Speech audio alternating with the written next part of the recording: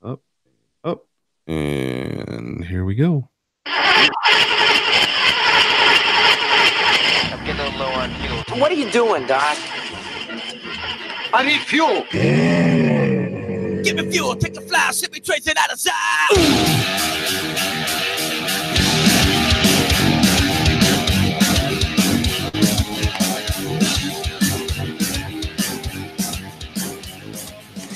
Now, here are your hosts, John Eddie Jr. and Tom Tuttle.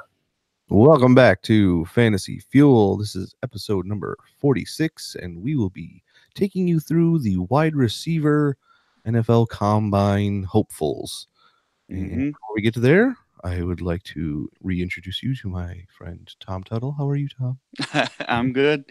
Ready to talk some potential rookie stars for a wide receiver position. All right, sounds good. Well, let's start off with a little bit of news. Yep. We've got some sources. Earlier in the week, we're talking about Josh Rosen possibly being traded, but now the team that they were talking about him going to, the Redskins, there's a source out there saying that the Redskins are going after Case Keenum.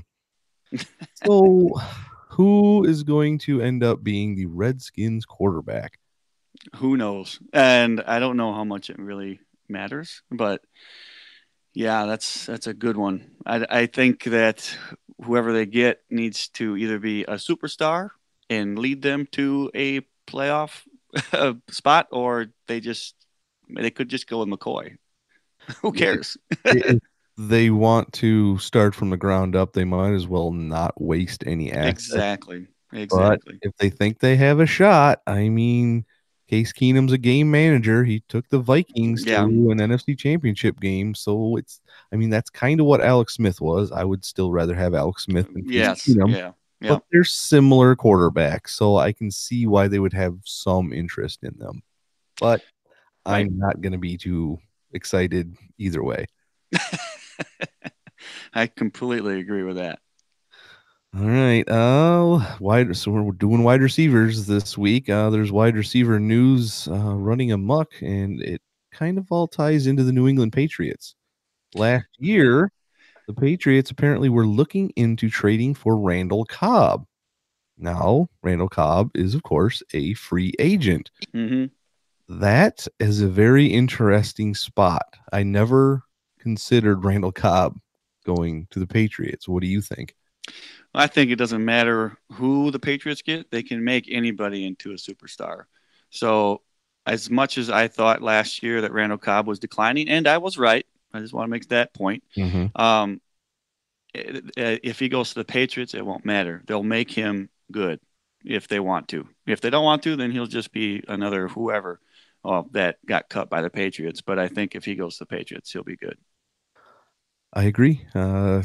If they can keep him healthy, he would be a great asset for Tom Brady, because it's not like Randall Cobb is a deep threat anymore. He's just one of those Julian Edelman and Chris Hogan types where, we'll dump it off and see what happens.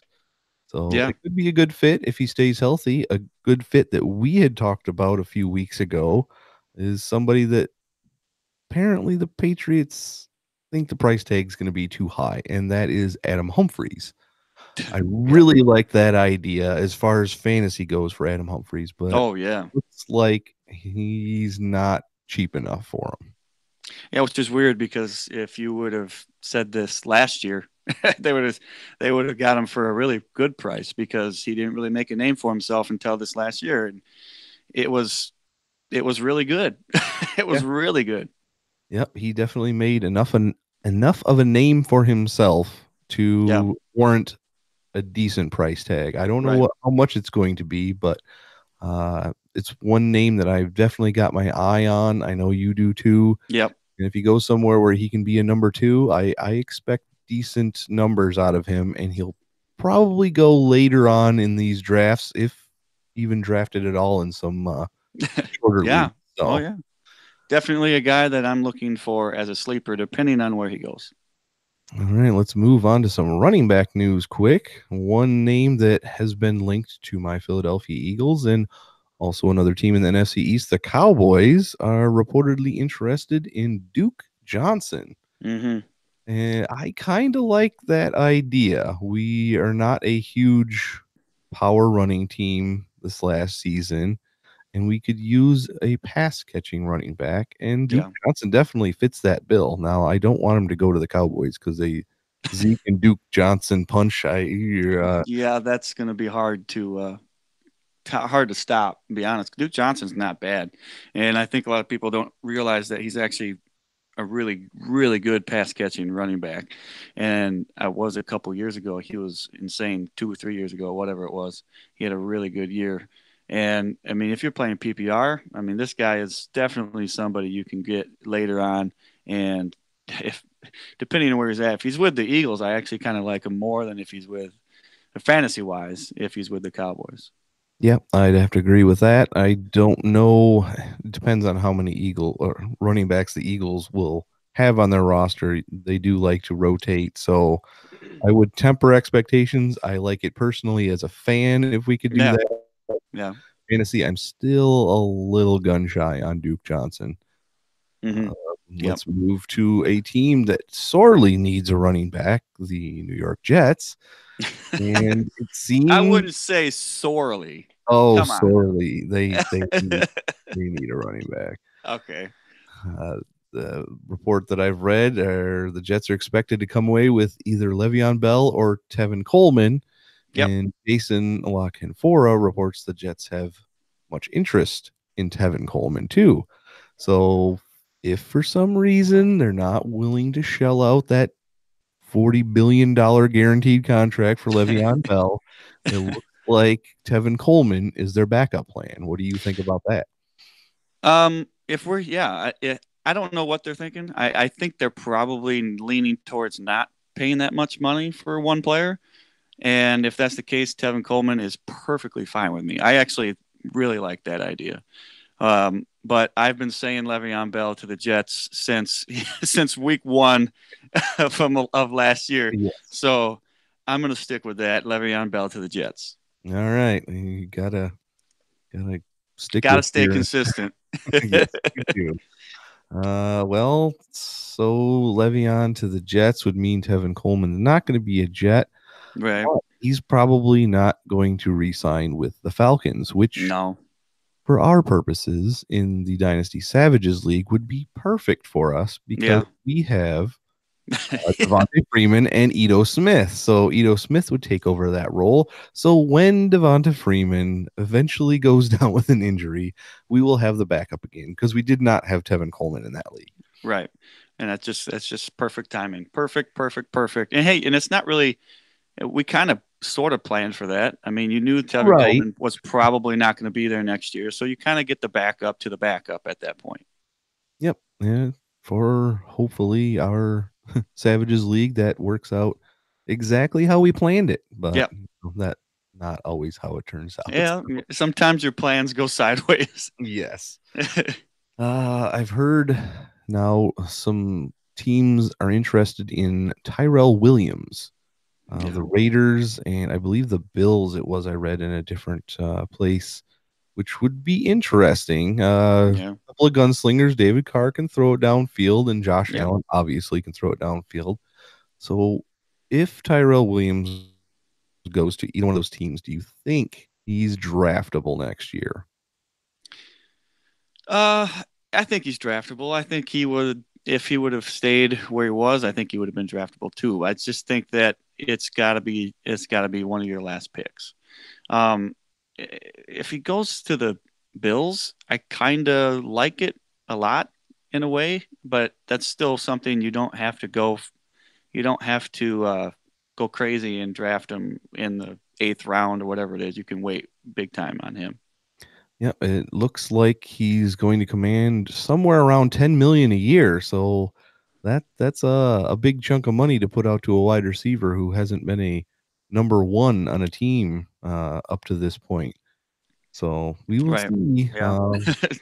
I'm interested. Again, it's one of those guys, kind of like Adam Humphries, where I'm definitely interested, but it's going to have to be a great situation for me to put him on my radar too high.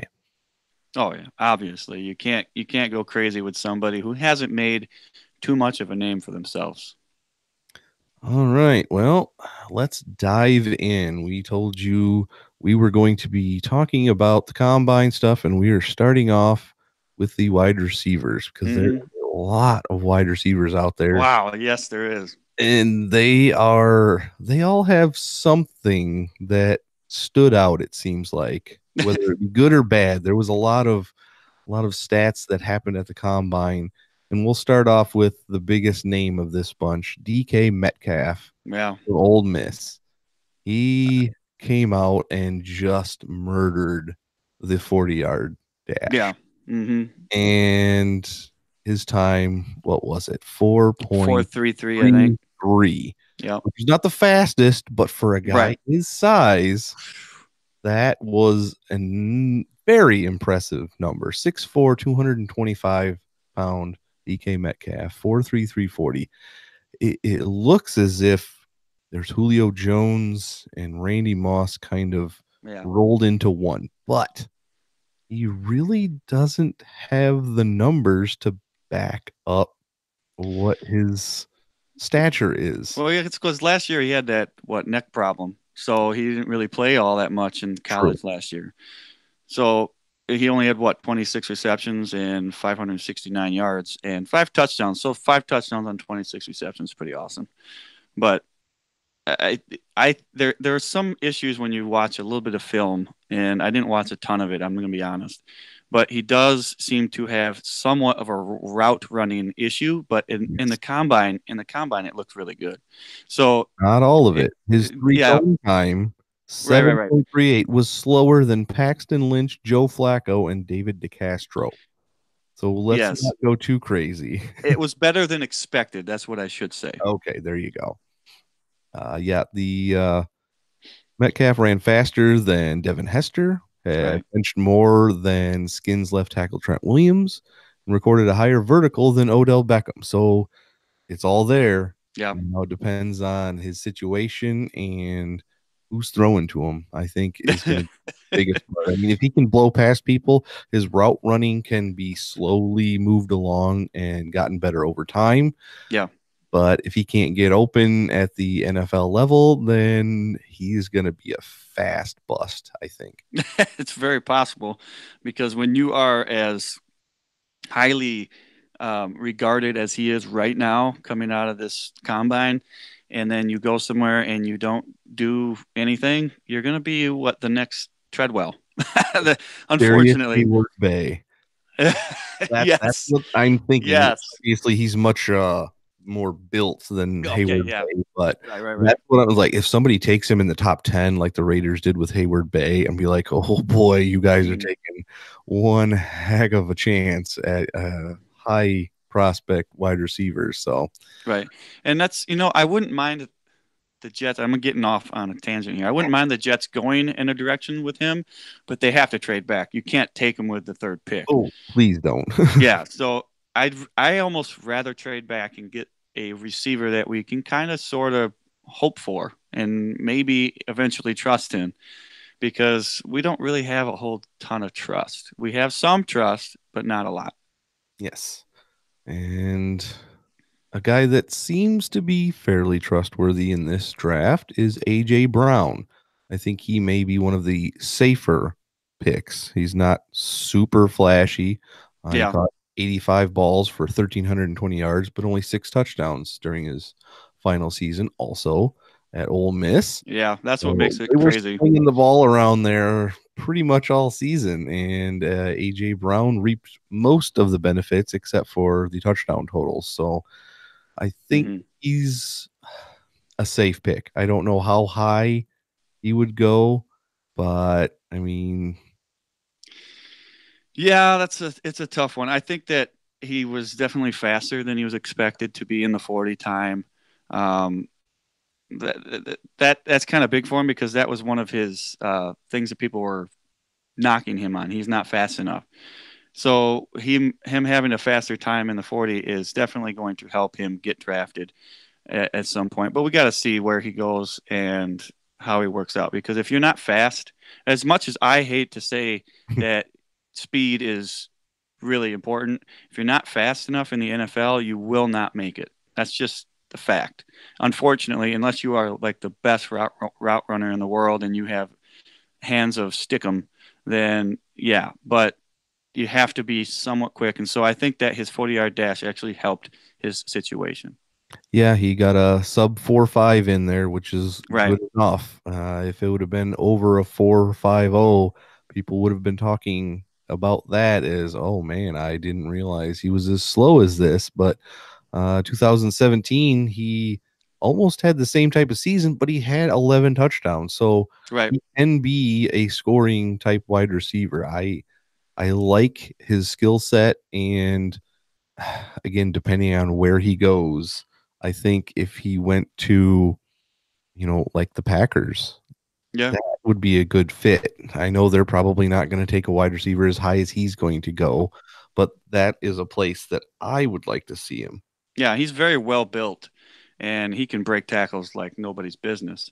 I mean, but that goes along with him not being as fast as what other receivers are, and being well built like Metcalf is as well. So I mean, that team is crazy that they had guys that are actually pretty big. Both of them are really well. I think Metcalf's a little bigger as far as muscle goes, but yeah. All right, let's move on. Let's go to Oklahoma and Marquise Brown. It's Antonio Brown's cousin, and of course, just wait. Later on, we will have more on Mr. Big Chest. Well, I hope Marquise gets some kind of nickname as well. We'll have to come up with one. He's not a big guy. He's 5'10", right. 168 pounds. So he is a really smallish wide receiver. But last season, he had 75 catches, 1,300 yards, and 10 touchdowns. So he was bringing it playing right. at Oklahoma. So apparently there is some football genes in the Brown DNA. And maybe he's got some Antonio Brown in him. A lot of people are saying that he's kind of like a T.Y. Hilton or a Will Fuller type of player. And if he's anywhere close to that, he's going to have a lot of success. And I think he's probably, for me, the second wide receiver taken off the board, but I don't know exactly how that's going to play out. But he's definitely one of the, for me, a guy that I'm looking at big time. Yeah, I'm definitely keeping an eye on him.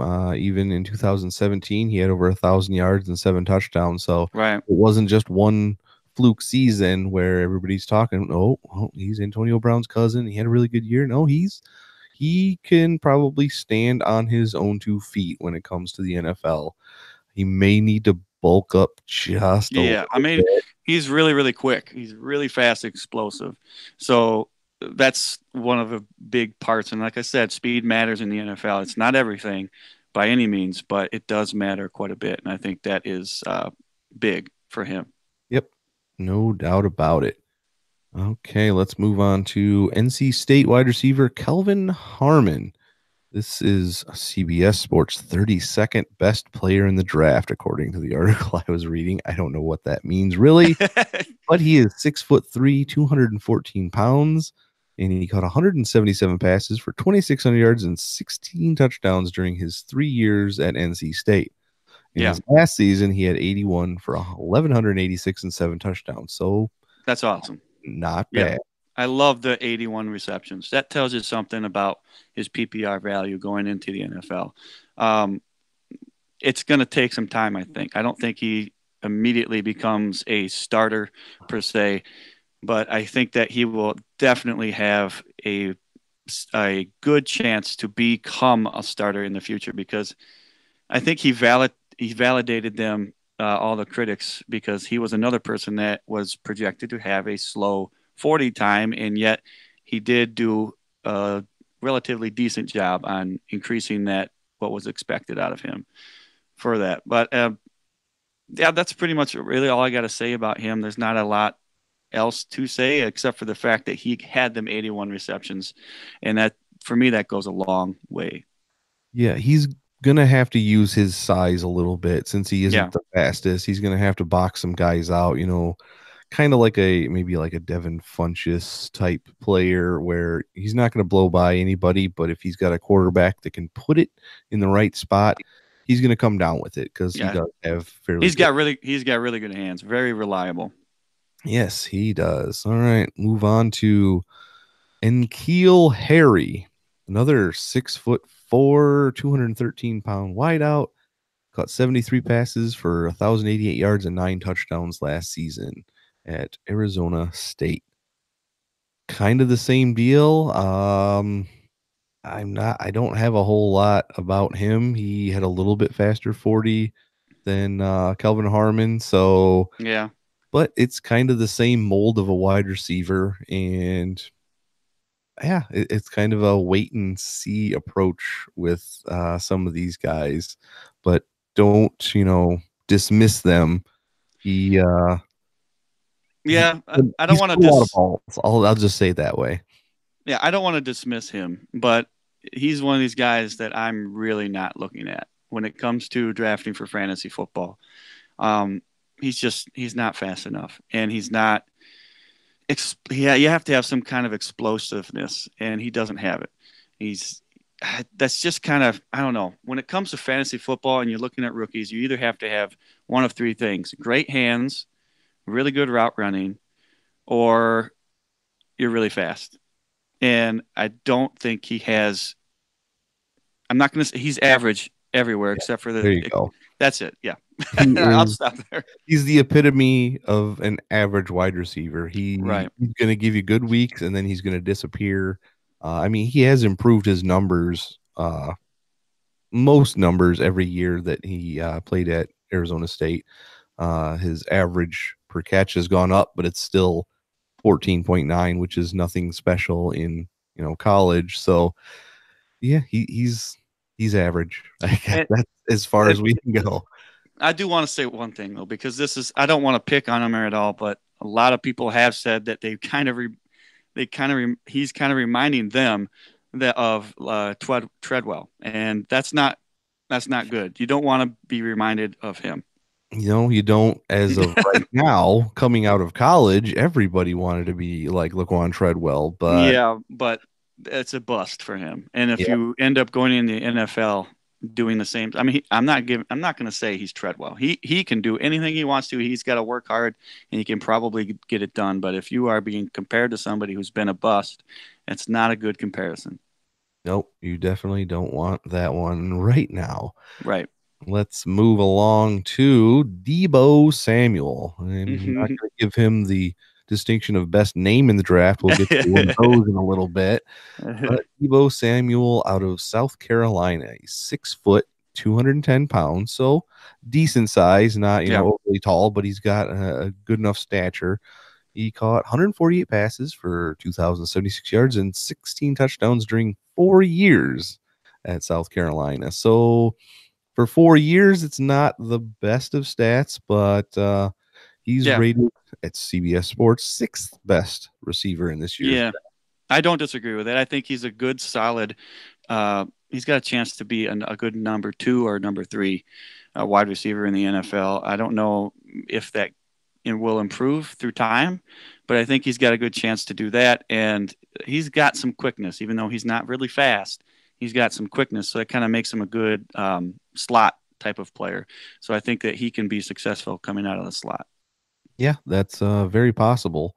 He had 2 decent years. He never broke 1,000 yards, but last season, 11 touchdowns. So that's awesome. Yeah, that's where the hype is coming from with him. He was able to get in the end zone, and if you can do that in any fantasy format, you will be somebody that needs to be on a team. So right. Deebo Samuel is one to keep your eye on if he gets into the right situation. It seems like we say that about everybody. Yeah, but at this point, we don't really know exactly where these people are going to be going, so that's kind of where we have to go. Yep. We will, when that draft gets here, there's going to be so many mocks going up to it. We'll look at the mocks. We'll tell you where people think they're going, and who we think is full of crap.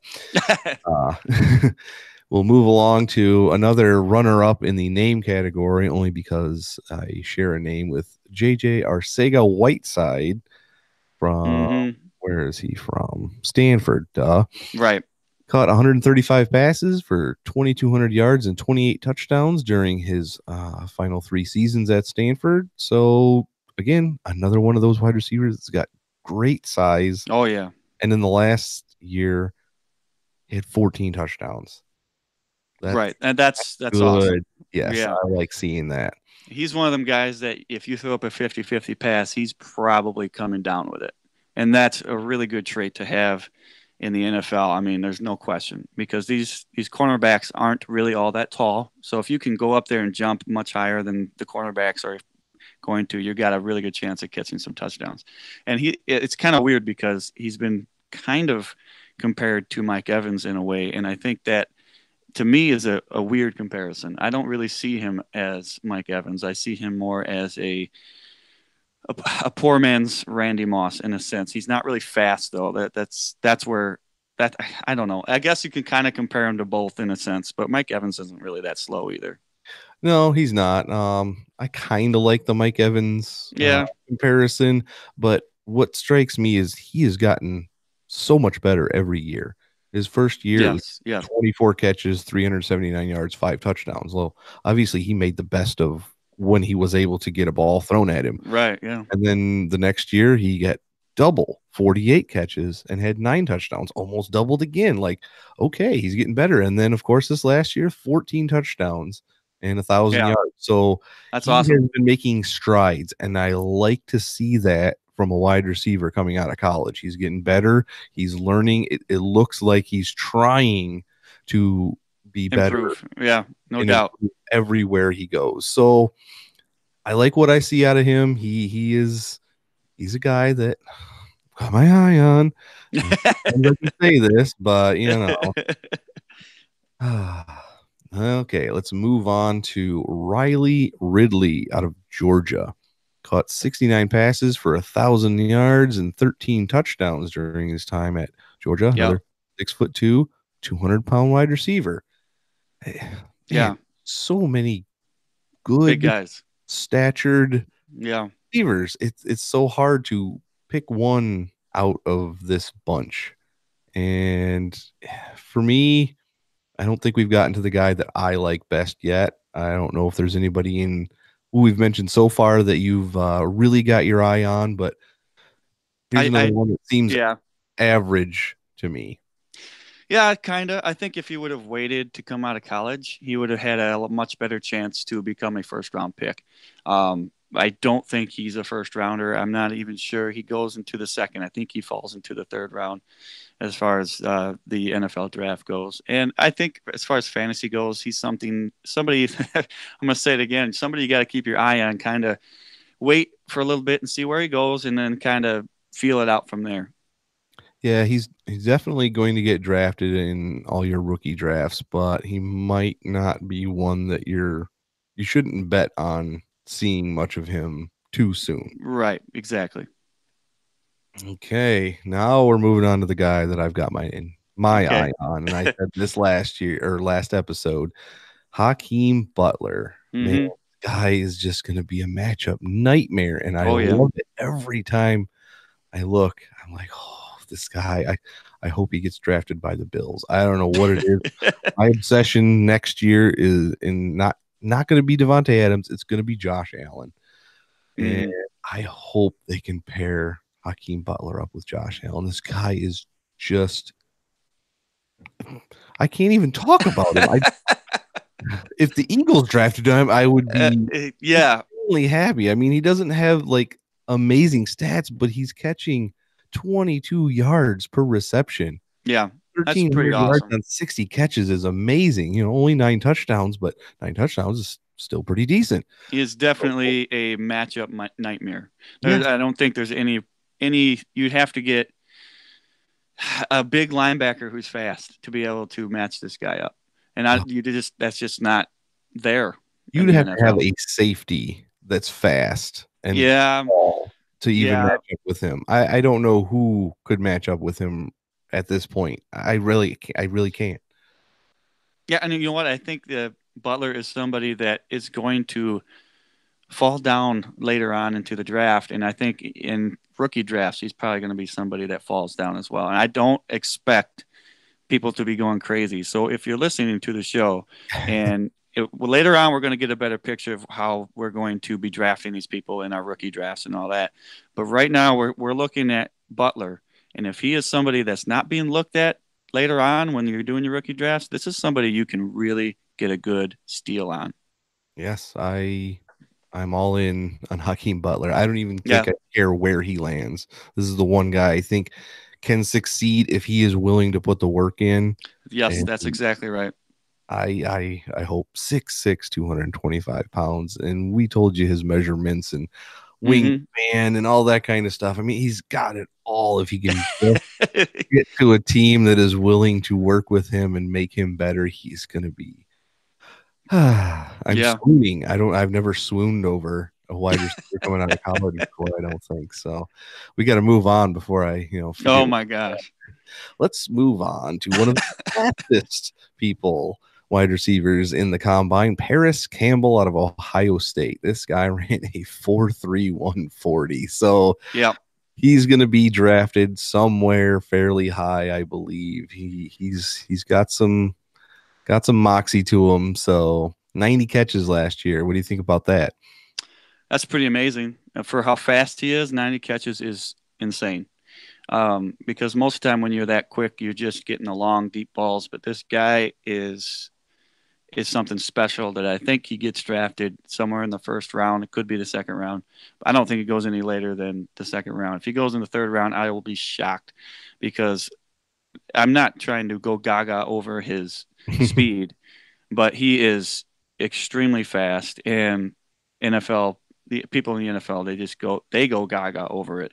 So that puts him into a different category. I think he is probably the third best wide receiver in this draft. That is very possible. It is weird to see how fast he is. Oh, yeah. And then look at his stats. He only averaged 11.8 yards a catch, but that could have been more, with how Ohio State ran their offense versus what he actually is capable of. So we'll see once he gets on an NFL team if they let him loose or if they confine him to that small wide receiver role. And I hope somebody just lets him loose because he's another one that has improved every season. He only had 13 catches in 2016, 40 in 2017, and then bam, 90 last year.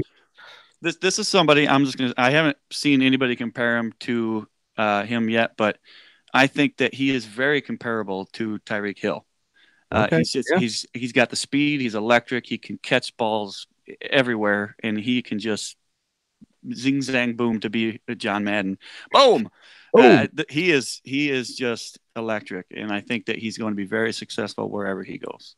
Okay, sounds good. Let's move to another 90-plus catch receiver. This person, Emmanuel Hall, caught 97 passes in 2016 and 16 touchdowns during his time at Missouri. 6'3", but only 195 pounds. He caught 37 passes for 828 yards and 6 scores while averaging 22.4 yards catch. So this is somebody that they let loose. Not a ton of catches, but a lot of yards. Right. I believe, is this the guy that had the ridiculous jump? I don't remember who that was, but I'm not looking at the numbers for that. The broad jump or the vertical jump? He had whatever guy I'm thinking of he had both of them were really, really far. I don't remember and high. I don't remember exactly who it was, but I thought it was him for some reason. But I do know that a lot of people are saying that he doesn't put in the work ethic. At least they're scared of that. And they're not sure that he is going to be willing to play through an injury. He wants to be 100% all the time. So I don't know how much to read into that, but it's definitely something that you have to kind of look at. You were right. He had the farthest broad jump and the highest vertical jump. Right. Tied for the highest vertical jump. Right, yeah. With, somebody else. So, when I initially saw that, I was like, okay, who is this guy? Because I want to get that guy on my team. But then when I read that he was going to have maybe some issues wanting to be on the field when he's 80%, then I said, oh, maybe I don't want this guy because it kind of scary in a way because you're going to get dinged up in the NFL. So if you don't have 100% person out there, how hard is he actually going to try? And that's where some of these scouts are saying that he might have an issue there. Yep, I cannot. I can't disagree with you there. He's going to be a little bit of a project, if he can get to a team where keep his attitude positive, right? And he learns, then he might have a shot. But because obviously the dude can jump. Oh, he can play. He's big and he's fast and he can jump. He's not super fast, but he's fast for how big he is and how tall he can get. He can definitely be a good player in the NFL, but you have to get your mind right. Yep, that is very, very true.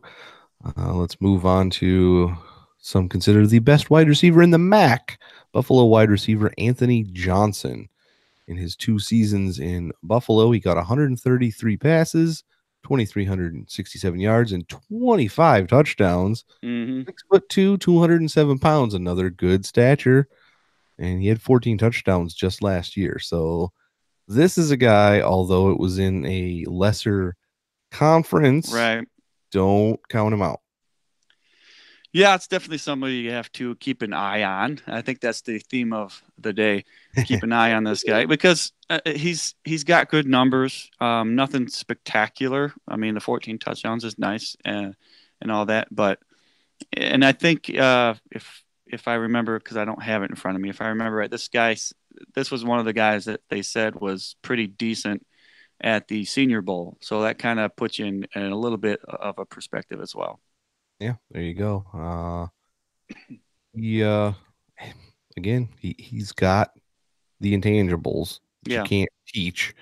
So if somebody's willing to maybe take this guy a little earlier than normally a wide receiver from the MAC division would go, they could pull themselves out a little gem. But again, we're going to wait and see. Well, let's move back to Ohio State. And another wide receiver from there, Terry McLaurin. He is, by CBS Sports standards, the 99th best player in the draft. Caught 11 touchdowns in 2018 and averaged 20 yards per catch. 6'1", 205. Pretty decent stature again. Yeah. So these guys are just all clones of each other. I swear, they've all got the same size, weight, and this is another, 20 yards a catch. I like seeing that in college. I know it's not right. completely translate over into the pros, but when that yards per catch gets up over 20, I start getting excited. And I think that's part of the reason why I think he'll be a good number 2 in the NFL at some point. I don't think he's going to get that opportunity extremely fast, but I think he, at the end of this year, it very well could be a number 2 on any team because he definitely has the intangibles, but he's really not. And this is why I don't want to hound on speed. He's really not the fastest, but it doesn't matter if you're good in other aspects of your game. So this guy, I think, can be a decent number 2. Well, he only had 35 catches last year. So those 11 touchdowns, it was one every 3-ish catches. Right. That's amazing. He was in a touchdown. And if he can keep that up, obviously, these are almost John Ross type numbers that he did last year. But that is not something you could count on fantasy wise. If you're only getting 25 to 35, 40 catches, he's going to have to be a daily fantasy player if he's going against a team that has crappy defensive backs. You're like, okay, this is the week I'm going to put him in. Well, you have to remember in Ohio State, and if you're catching 11 touchdowns, the Big Ten is not really a passing league, and most of the time defenses are pretty good in the Big Ten.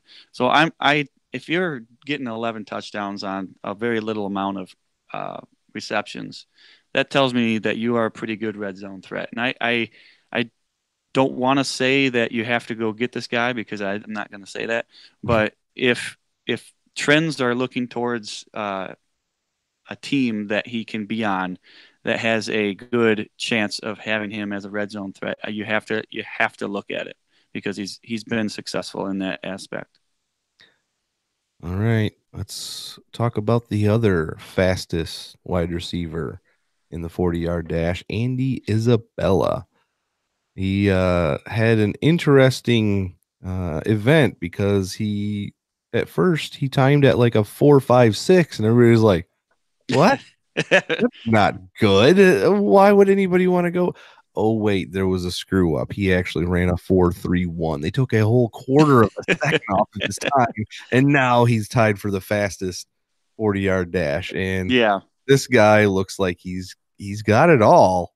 I don't want to get ahead of myself, but I really do like Mr. Andy Isabella. Yeah, I mean, 102 passes and 13 touchdowns, almost 1,700 yards. He's very close to that. That's really good, and he is really fast. So we already know that. I think he can project not just to for me. He can't just be a guy that is running go routes all the time. He has to be somebody that is doing up the middle guys. It's another guy that I can compare to Tyreek Hill in a certain aspect of it. And this is somebody I think is going to be late in your drafts. So I think it's kind of like a gold. It's kind of gold when you get somebody that can be this quick and be a good, like for me, I think he's going to be a good slot receiver. That's what I would do if I had an NFL team, but I don't have an NFL team. So no, you don't. No, he's 5'10", 190 pounds. So yeah, he is closer to the Tyreek Hill end of the spectrum than he is the bigger guys out there. And he did play at UMass, so I'm sure they didn't have a lot of options. Right. So he may have inflated numbers because of that, but he improved. 62 catches in 2016, 65 in 2017, and then bam, like you said, 102 last year. Yeah. His touchdowns rose every year too. So it's not like he was just the only guy there. He was actually improving, being one of the best targets that they had to throw to. I mean, when you feed somebody the ball and they can handle it, that tells me a lot. Yes, it certainly does. Well, we got one more guy to talk about, and here is the winner of the best name in the wide receiver category, Lil Jordan Humphrey from Texas. I can't wait to hear Joe Buck talk about Lil Jordan Humphrey, and I can't wait to hear he can fumble over that name. I don't even say Lil Jordan the way it's supposed to be pronounced. So yeah. I love the name. I'm not sure what the parents were thinking, or if he changed his name by himself. I don't know how he got the name, but I think it's hilariously awesome. Yes, that's why it's better than Mr. Big Chest. I can tell you that. Yeah, but I don't think AB has officially, changed his name. No, driver's license to. Yeah. So, well, let's talk a little bit about Humphrey's numbers. Since not yet. He had 86 catches for 1,176 yards and 9 touchdowns last year. 6'4", 225. Another one of those big guys. Yeah. He is ranked right around the same as who was it? CBS was saying. Oh man, of course not. Here I am being dumb. Oh well, they have him ranked as the 103rd best player in this year's draft. So, in the third round is where they see him as a worthwhile candidate. I would be happy at the end of the third round to get a guy like this. Yeah, I'm thinking more like the fourth round, to be honest. I don't think he's going to be in the third round. If at the end of the third round, maybe.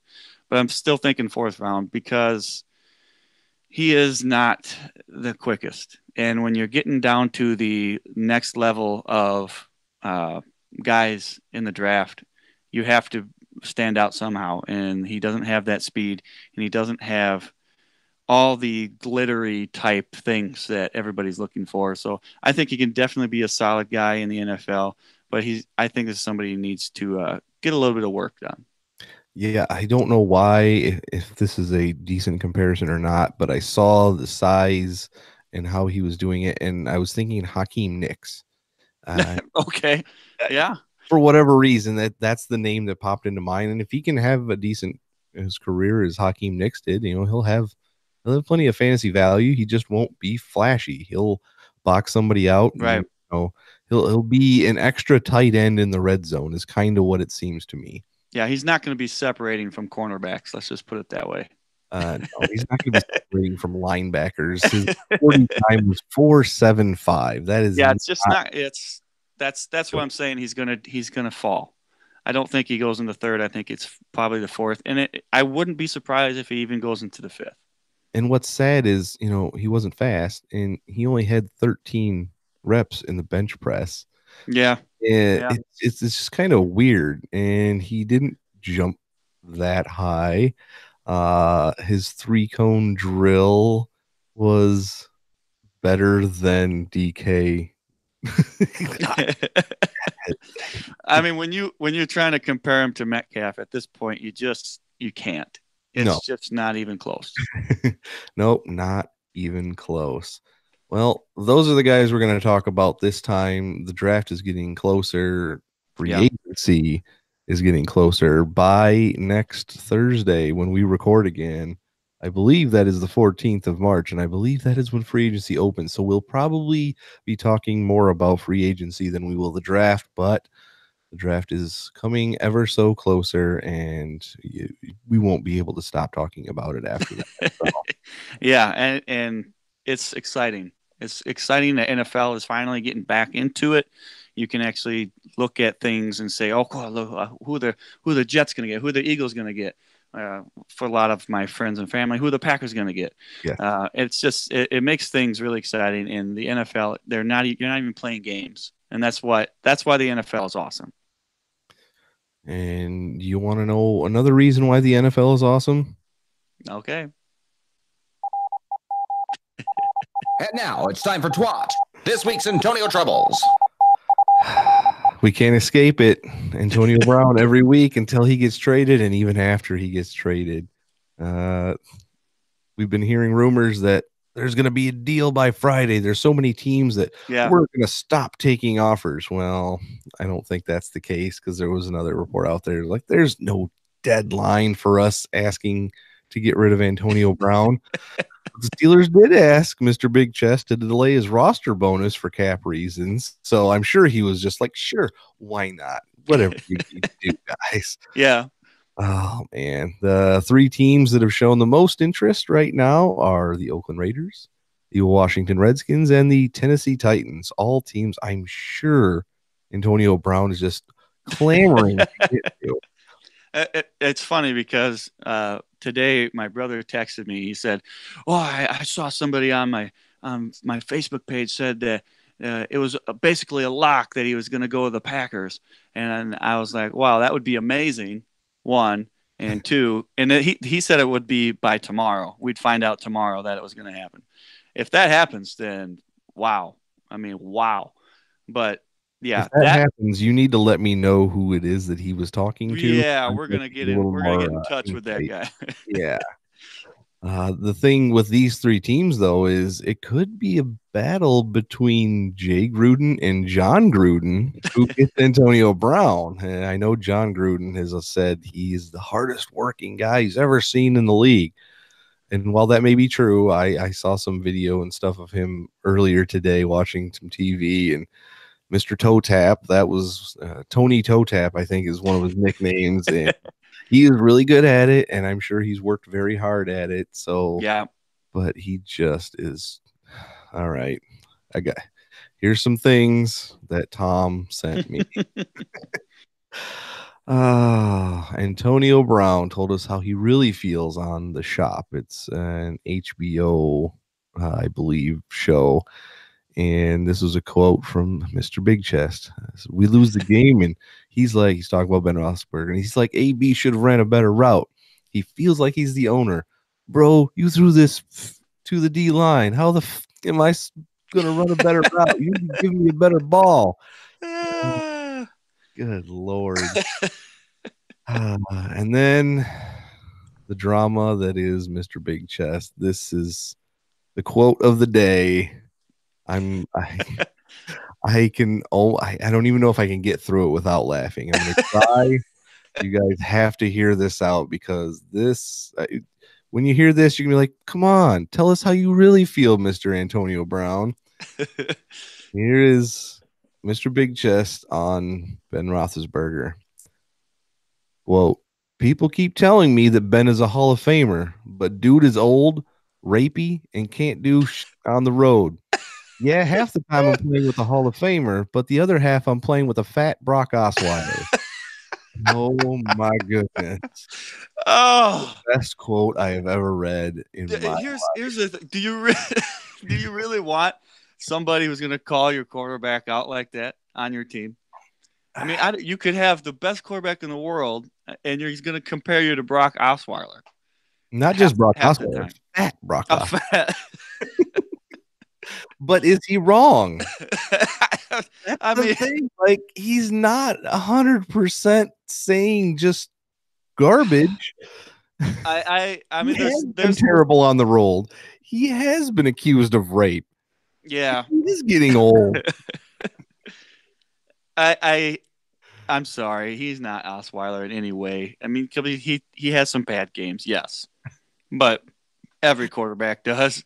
He's nowhere close to Osweiler, and I think it's hilarious that Antonio Brown, Mr. Big Chest, is doing this and calling him out like this. Oh, I love it. He gives us more fuel for the end of our shows. We get to kind of relax after we dig in deep to all these stats and heights and weight, all the boring numbers that we got to listen to, and then we get Antonio Brown tweets and love it. Quotes and love it. It just kind of stress relieves myself at the end of an episode. And I hope we never run out. I hope we never run out of stuff that he says, because he's going to go to a team at some point, and I hope he just makes waves. I hope for the team that gets him, I hope they're good waves, and he's just being funny and silly and whatever, and he's still going to be successful on that team. But my gosh, it's hilarious to listen to him right now. And then think about the other side of that. What if he gets traded to the Tennessee Titans? Yeah. And Marcus Mariota oh my gosh, the ball 110 times a year. What is he going to be saying? We're going to have to come up with even more reasons, or less reasons, to have our twat segment at the end of the show. He's not going to shut up if he ends up with Marcus Mariota. I can about guarantee it. I almost want it to happen just because of that. Yeah, it's definitely not a good situation if he goes to Tennessee. I mean, no way, no how that's going to end up working out. It should make Tennessee a better team. Oh yeah, there's no doubt about that. It makes Antonio Brown a better fantasy wide receiver. So, All right, I think we're going to end it on there. We went a little longer than our last couple of episodes, but that's okay. We gave you a lot of information, and the season is coming, and we're going to be on social media with a vengeance here soon when all the news starts coming out. And you can find us on Twitter at Fantasy Fuel. You can find us on Facebook.com/Fantasy Fuel. You can also see us on the Stardom and Sid'em page. Again, we have all this in our show notes. So I think that's all we've got. Do you have anything else to add to the end of this episode? I do not have anything else to add. This was a really good one. All right. Thank you, Tom, for being here. Thank everybody out there for listening. And if you could subscribe and leave us a review, that'd be great. So, till next time. I do want to say that I don't want to forget that you got to go on your fantasy football Stardom and Sid'em on Facebook and get wow, if I can finish this correctly, get on there and ask some questions, and we'll be there. We're going to help you guys out as much as possible. All right, there we go. So thanks again. Don't forget, stay fueled up this off season.